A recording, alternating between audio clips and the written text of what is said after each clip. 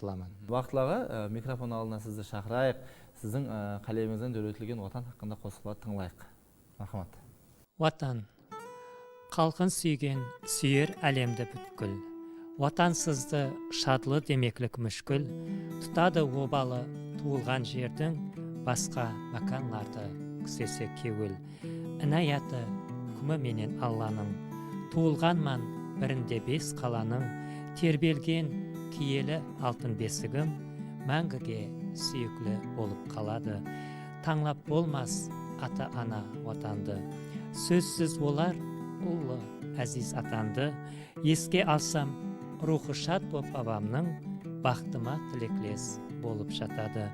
Құшағыңда бүтін шатлығым бақтым. Шексіз кеңліклерің жаныма жақын.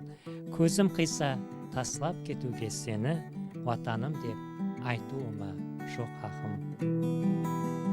Өзбекстан қаһарманы, Өзбекстан Қарақалпақстан халық шайыры, данышпан шайырымыз Ибрагим Юсуповтың қалемінде ватан өзгеше көзқарасларда, өзгеше бір образларда дөретілді әлбетте. Ол жазған ватан хақындағы қосықларды сүйіп тыңлаймыз, сүйіп оқимыз.